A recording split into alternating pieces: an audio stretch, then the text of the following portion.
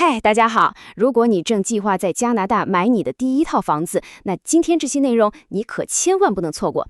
我们会帮你把一个首次购房者工具箱装得满满当当的，里面全是能帮你省钱、加速实现梦想的实用工具。咱们这就开始吧。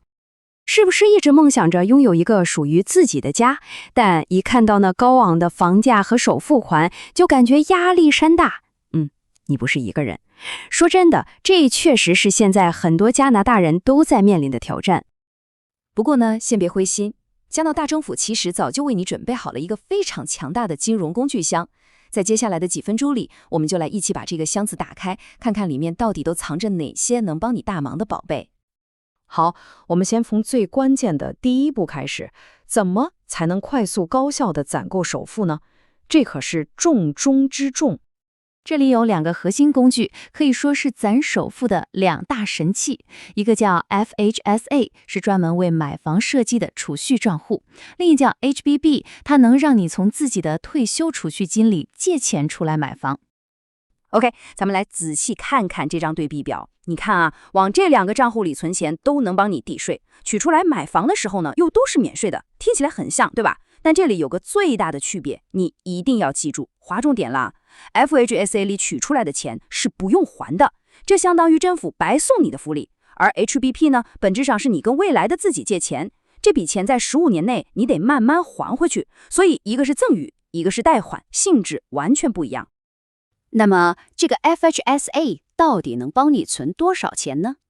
它的终身供款上限是4万加元，每年最多能存8000。再来看 HBP 计划，它允许你从自己的 RRSP 账户里最多一次性取出来6万加元。哇，最厉害的来了！咱们来算一笔账。如果你们是一对夫妻，两个人一起买房，那么两个 HFSA 账户加起来就是8万，两个 HBP 的额度加起来是12万。8万加12万等于多少？整整20万加元。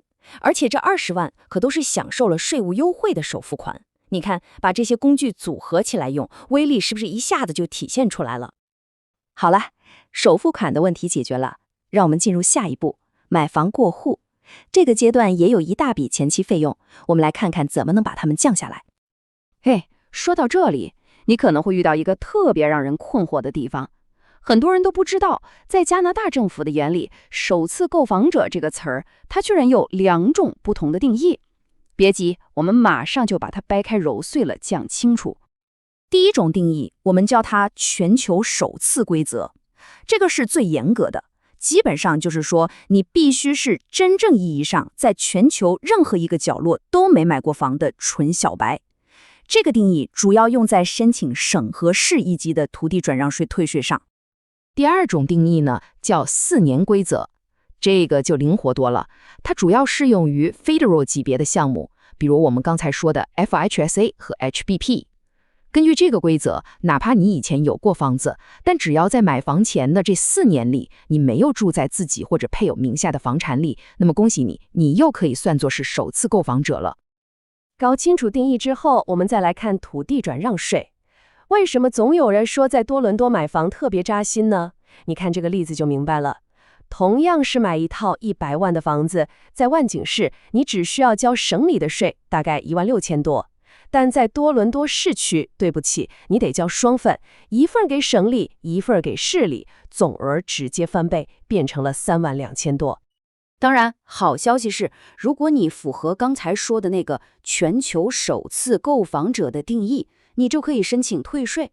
在多伦多，省级最多能退4000块钱，市里最多能退差不多4500块钱，两项加起来，你总共就能省下将近8500块钱，这可是实打实的现金啊！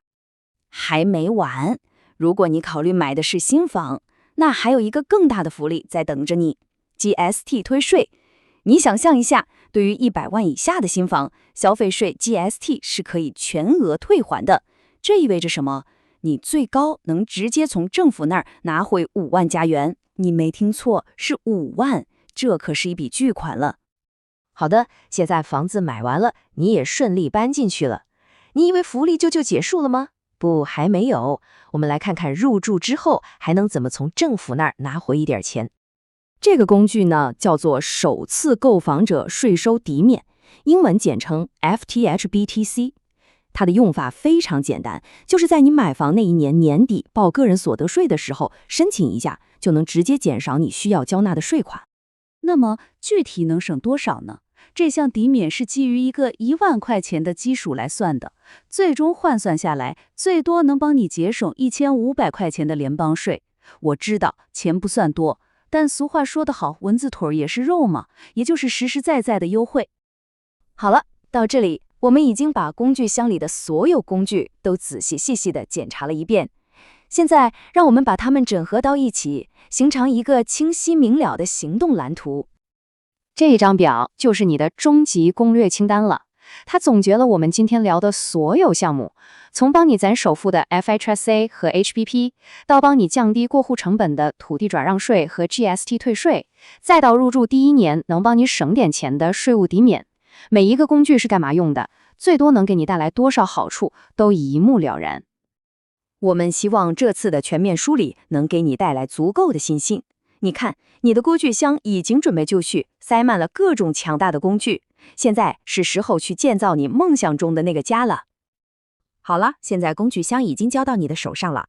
那么在你的购房蓝图上，你打算写下的第一步会是什么呢？